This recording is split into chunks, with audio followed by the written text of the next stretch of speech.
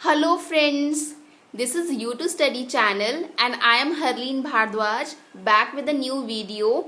Actually subject पुराना है but चीज़ नई है. कैसे? क्योंकि ये है exam analysis video on the taxation inspector exam जो कि 30 तारीख को हुआ और ये होगा मॉर्निंग शिफ्ट वाला वीडियो सेट 03 का. और इसमें हम देखेंगे कि एग्ज़ाम पेपर कैसा था और एग्ज़ाम में कैसे कैसे क्वेश्चंस पूछे हुए थे और उनके आंसर्स. अगर कोई एरर मिलता है मेरे आंसर्स में तो प्लीज़ माफ़ कर दीजिएगा. बाकी मैंने अपने तरीके से उसकी पूरी छानबीन की है और फिर आपको ये वीडियो लेके आई हूँ. एंड प्लीज़ कमेंट बिलो कि आपको ये वीडियो कैसा लगा और साथ में अपने मार्क्स भी, ताकि उसका एक एनालिसिस हो सके. ओके कि इतने इतने मार्क्स आए हैं सबके तो ये एक्सपेक्टेड कट ऑफ जा सकता है. एग्ज़ाम वॉज ईजी, बहुत सारे बच्चों ने बताया. मॉडरेट कुछ थे लेकिन इजी ज़्यादा नहीं बोला, बिकॉज जो बच्चे एसएससी की तैयारी कर रहे हैं उनके लिए मैथ्स मतलब उनका फेवरेट पार्ट आ गया था 25 नंबर का. ठीक है, इंग्लिश भी अच्छी थी, हिंदी भी अच्छी थी और यस जीएस के जो क्वेश्चंस थे वो थोड़े हाई लेवल के थे. तो हम आगे करते हैं. और अगर आपको मेरे वीडियो के नीचे जस्ट एक लाल कलर का बटन होगा जिस पे सब्सक्राइब लिखा होगा, प्लीज़ उसे टिक कर लीजिए क्योंकि मैं कल लेके आ रही हूँ असिस्टेंट सेक्रेटरी की वीडियो जो कि हमारे marketing board, Haryana marketing board ने निकाले हुए थे पोस्ट. उसका है 13 तारीख को एग्ज़ाम, तो मैं कल उसकी वीडियो लेके आऊँगी और वो एक सिंगल ही वीडियो लेके आऊँगी. मैं ज़्यादा वीडियोस नहीं डालूंगी और वो सिंगल वीडियो होगा 55 से 1 घंटा, 55 मिनट से 1 घंटा. और उसमें सब पूरा का पूरा सिलेबस क्या होता है, कैसे होता है, मैं सब कुछ बता दूंगी. Please like and share my videos and subscribe my channel. Okay, तो बिना लेट के मैं शुरू करती हूँ. जो सेट 3 का जो फर्स्ट क्वेश्चन था वो ये था कि नंबर फर्स्ट क्वेश्चन था, सरकार नियमों का डैश करने वालों को दंड देती है जिसका जो करेक्ट आंसर है वो है उल्लंघन. ठीक है, उल्लंघन मतलब किसी भी चीज़ को तोड़ना, किसी भी चीज़ को तोड़ना. ओके, नेक्स्ट, भारतीय इतिहास की सराहनीय विशेषता यह है कि उसमें धार्मिक भावों की डैश है एंड दैट इज प्रचुरता. इतिहास में अगर आप देख लें तो इंडिया में इतने ज़्यादा धर्म मिलेंगे और धर्म से जुड़े हुए लोग बहुत ज़्यादा. तो हर एक इतिहास में जैसे हमारे ऊपर मुसलमानों ने राज किया, हिंदुओं ने राज किया, तो हर एक अपने धर्म को लेके अपने साथ नई नीतियाँ और कुरीतियाँ लेके आए. तो दिस इज क्वेश्चन नंबर 3. क्या बोलता है, इसमें एक दोहा दिया हुआ है और इसमें आपको बताना था कि प्रॉपर एक जो वर्ड है दिया हुआ है उसका सही मीनिंग क्या होगा. तो वो था, मोह पछिताव यह सजनी कि कलंक लगियो पर अंक न लागी. तो अंक का मतलब पूछा हुआ था. तो अंक का मतलब क्या होता है, चिन्ह भी होता है, संख्या भी होती है और छाप भी होती है. लेकिन इस अंक का इस दोहे के द्वारा मतलब जो निकला वो है आलिंगन. ठीक है, उसके बाद जो था वो था क्वेश्चन नंबर 4 और उसका था अंकुर का मतलब निकालना था. तो बीजों में अंकुर फूट रहे हैं, इसका मतलब इसका आंसर होगा डी, उगना. अगला आइए, उन्होंने पूछा था कि जो विपरीतार्थक शब्द है वो बताने हैं. अंकुश का होगा निरंकुश और अंग का होगा अनंग. जो डी ऑप्शन है अनंग. और अंकुशी का मुझे बिल्कुल भी पता नहीं लगा तो इसलिए मैं इसको छोड़ रही हूँ. ओके, तो क्वेश्चन नंबर 8 जो था उसमें थे आपको 6 दिए हुए थे सीरीज में, नंबर 1, नंबर 2, नंबर 3. तो आपको उसे अरेंज करना था और उसका आंसर होगा ए. 8 का आंसर है ए, 9th का आंसर है D for dog. Okay, next आते हैं इंग्लिश वाला. फर्स्ट जो दिया हुआ था वो था आर्टिफैक्ट और आर्टिफैक्ट का जो मतलब होता है वो है मैन मेड, यानी ऑप्शन नंबर बी. उसके बाद जो 11th का था उसका था वेस्टीज और उसका जो आंसर होगा वो है एविडेंस. एविडेंस होता है वेस्टीज का सही मतलब. अब ऑपोजिट पूछे हुए थे, देखिए कमेंड का पूछा हुआ था. 12th क्वेश्चन था कमेंड. कमेंड होता है, बोलते ना you done a commendable job, what a commendable job. तो हम कमेंडेबल बोलते हैं मतलब जिसकी प्रशंसा की जा सके, जो सराहनीय कार्य है उसे बोलते हैं कमेंड. तो इसका जो ऑपोजिट होगा, कमेंट मतलब हमें वो चीज़ पसंद आई तभी तो मैंने सराहना की ना, तो इसका ऑपोजिट होगा डिसलाइक, ना कि हेट.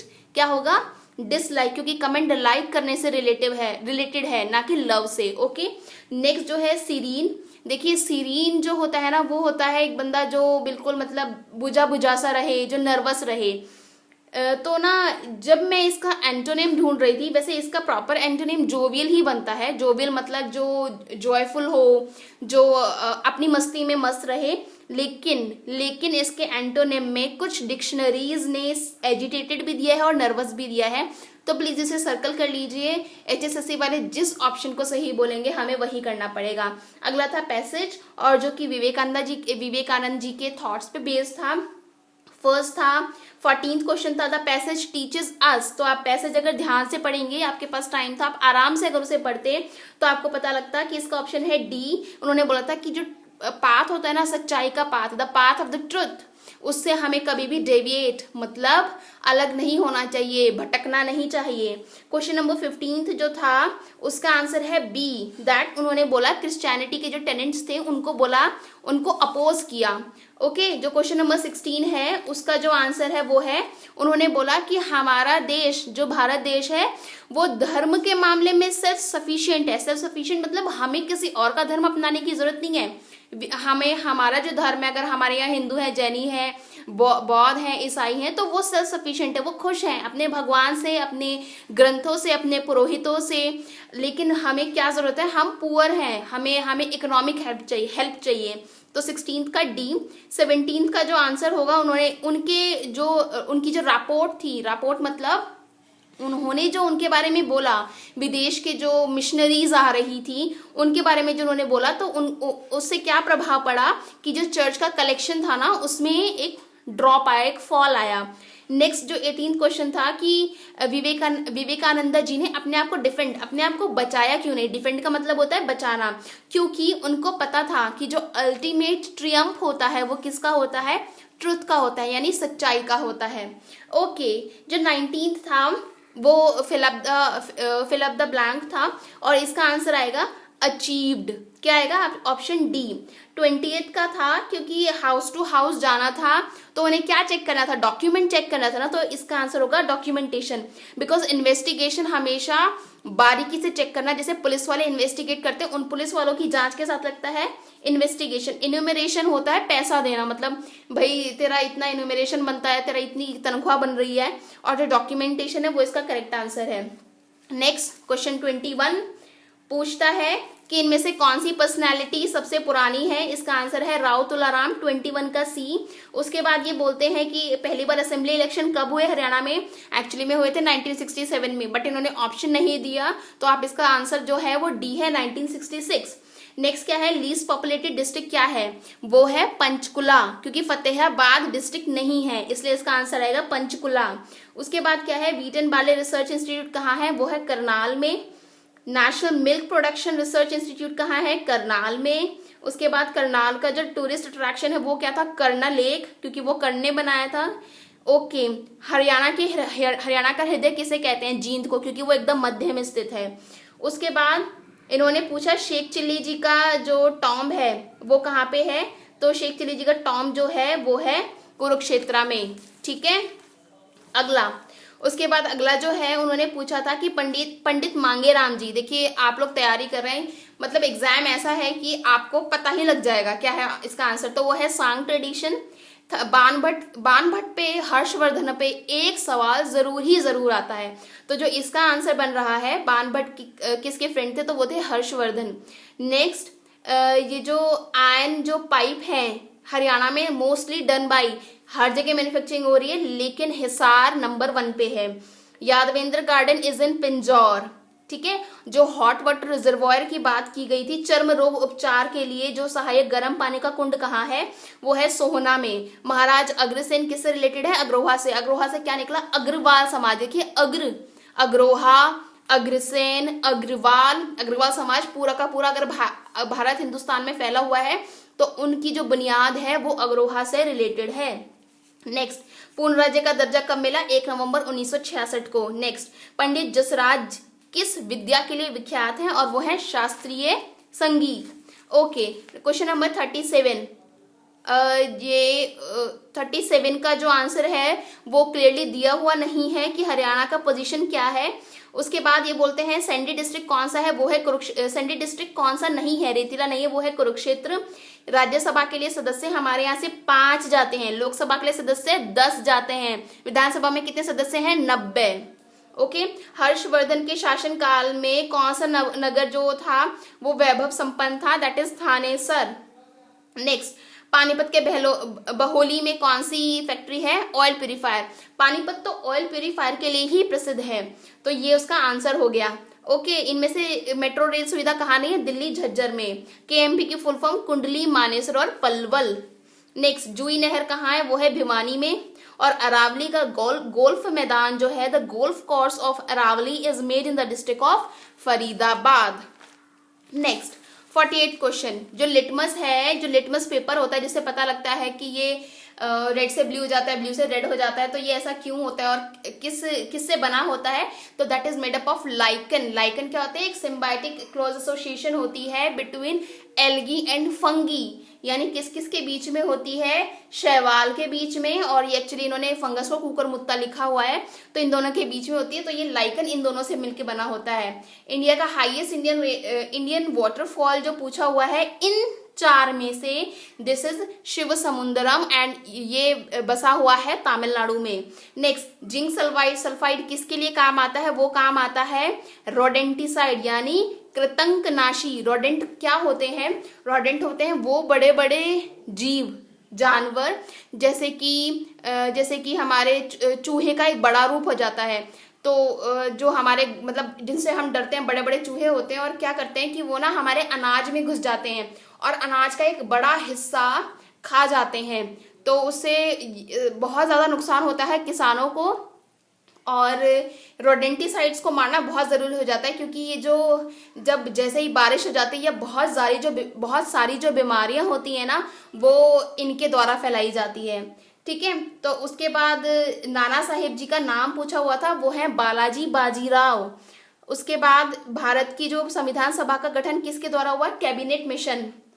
इंटरनेट को जब आप कंप्यूटर से जोड़ना चाहते हैं तो टेलीफोन लाइन को आप घुसाएंगे मॉडेम के अंदर।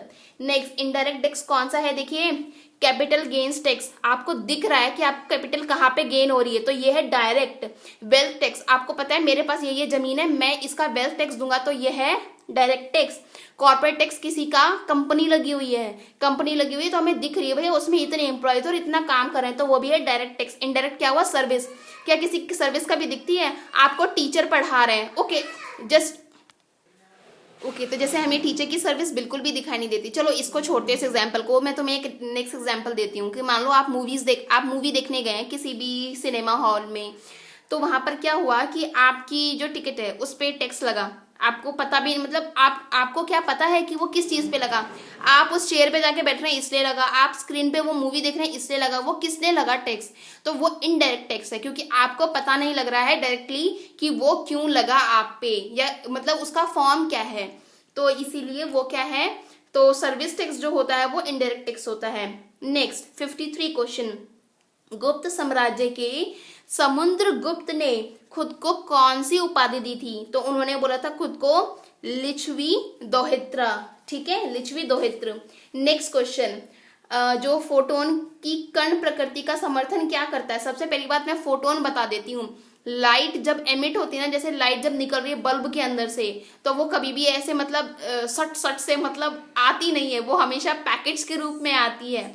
और जो लाइट जो होती है ना पैकेट के फॉर्म में आती है, पैकेट मतलब पैकेट, वो जो पैकेट होता है हम उसको फोटोन बोलते हैं।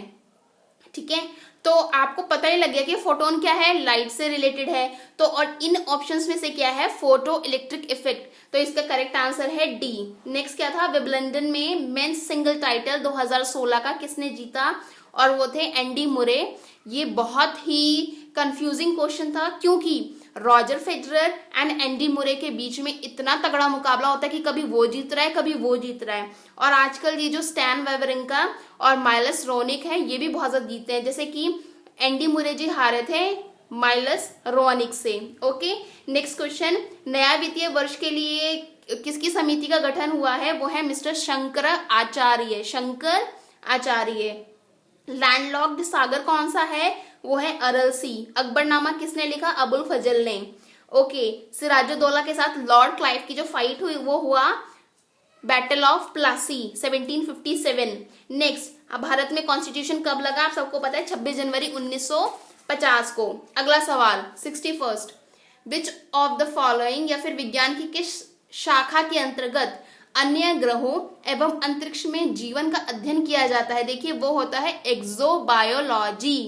ओके, नेक्स्ट, ब्रेटन वुड की जो कॉन्फ्रेंस हुई थी उससे क्या बने थे, वर्ल्ड बैंक और आईएमएफ बना था, तो आईएमएफ इसका करेक्ट जवाब है। इवन अगर ब्रेटन वुड की कॉन्फ्रेंस से पूछा जाए तो यूएन भी ब्रेटन वुड की कॉन्फ्रेंस से बना था, ये यूएस के जो उस टाइम के प्रधान राष्ट्रपति थे उनके सहयोग से बना था। अगला, पिंजौर में कौन सी कंपनी बंद की गई, एचएमटी। अगला, ऑपरेशन संकट मोचन किसके द्वारा कहाँ चलाया गया, ये चलाया गया था दक्षिणी सूडान, साउथ सूडान में। Next question, relocation of the one memory location to another, अगर आप कंप्यूटर प्रोग्राम को शिफ्ट कर रहे हैं तो इसको बोलते हैं रीलोकेशन। अगला, पहला मुस्लिम president of Indian national Congress, भारतीय राष्ट्रीय कांग्रेस का प्रथम मुस्लिम अध्यक्ष कौन था, वो थे बदरुद्दीन तैयब जी। अगला, मौलिक कर्तव्य किस में है, तो मैं बता दूं, fundamental duties are enshrined in part 4A of our constitution. अगला, बेटी बचाओ बेटी पढ़ाओ, तो उनकी जो हमारे यहाँ पे जो ब्रांड एम्बेसडर है वो परिणीति चोपड़ा है। फिलहाल मुझे लगता है ये जो पेपर है ये पुराना बनाया गया, क्योंकि अभी अभी जो हमारे हरियाणा की जो है कांस्य पदक विजेता साक्षी मलिक जी, उनको बना दिया गया है। ओके, फॉग क्या होता है, देखिए कोहरा जम जाता है सर्दियों में, तो जब आप कोहरे में निकलते हैं तो आपको गीला गीला भी महसूस होता है। आपके चश्मे पे, अगर आप चश्मा पहनते हैं, ग्लासेस पहनते हैं, तो उसमें क्या होता है, एक लेयर जम जाती है, और वो किसकी होती है, बूंद की लेयर होती है, पानी की लेयर होती है, और आपको बार बार उसे साफ करना पड़ता है। तो जो फोग, ये जो कोहरा होता है, वो गैस के अंदर लिक्विड डिस्पर्स्ड होता है, गैस में द्रव परिक्षिप्त होता है। अब मैं बताऊंगी वो कैसे होता है। तो देखिए हमारे सराउंडिंग्स में सबसे ज्यादा क्या है, गैस है, सबसे ज्यादा गैस है, और जब गैस में थोड़ा बहुत लिक्विड आ गया तो इसलिए मैंने इसको बोल दिया फॉग। समझ में आ गई आपको बात। ओके, अगला, जॉन्डिस जो है उसको पीलिया बोलते हैं, और उससे क्या खराब होता है, लीवर खराब होता है। और आपने देखा होगा कि जिनका लीवर खराब हो जाता है ना, वो लीवर 52 की गोलियां बहुत खाते हैं। तो ऐसी ऐसी चीजें ध्यान रखनी चाहिए कि कौन सी गोली खा रहे हैं, क्या खा रहे हैं, तो इससे पता लग जाता है। तो जॉन्डिस किसके कारण, जॉन्डिस में इन्फेक्शन कहाँ होता है, लीवर में होता है।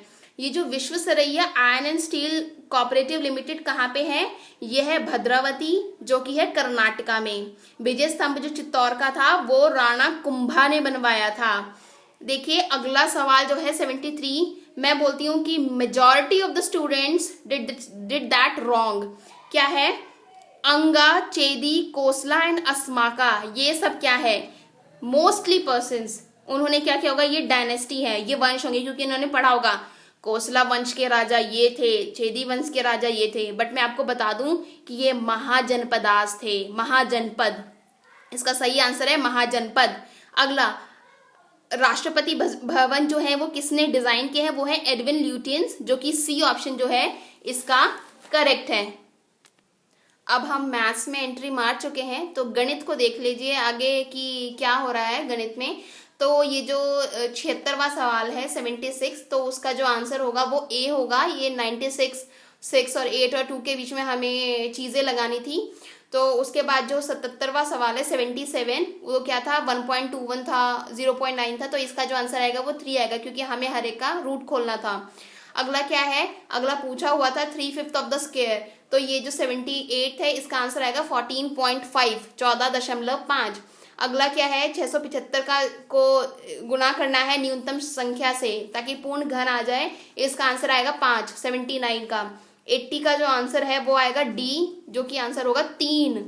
81 का जो आंसर होगा वो HCF निकालना था, तो HCF क्या होता है, हाईएस्ट, जो मल्टीपल वैल्यू होती है वो हाईएस्ट लगती है, तो इसका आंसर आएगा डी, 2 का स्क्वायर इंटू 3 का स्क्वायर इंटू 5।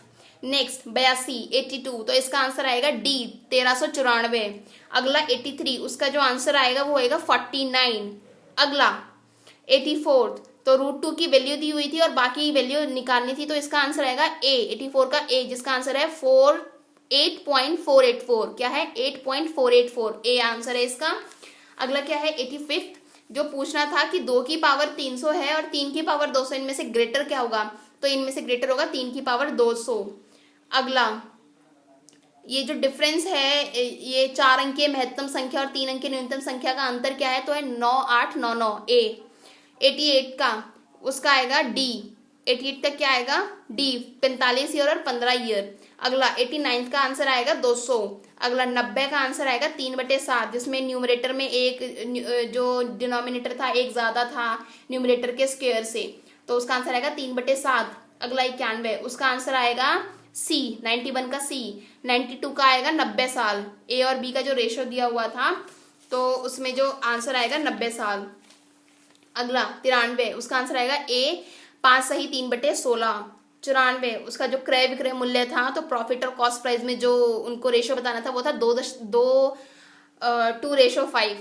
ठीक है, तो अनुपात जो होगा 2:5 होगा। जो 95 का आंसर है वो आया है 123। क्या आया है, 123, क्योंकि देखिए इन्होंने सिर्फ इन्होंने बता तो दिया 5% वार्षिक ब्याज, लेकिन हमसे पूछा सिर्फ 4 महीने का ही ब्याज, तो वो क्या आ जाएगा 4/12।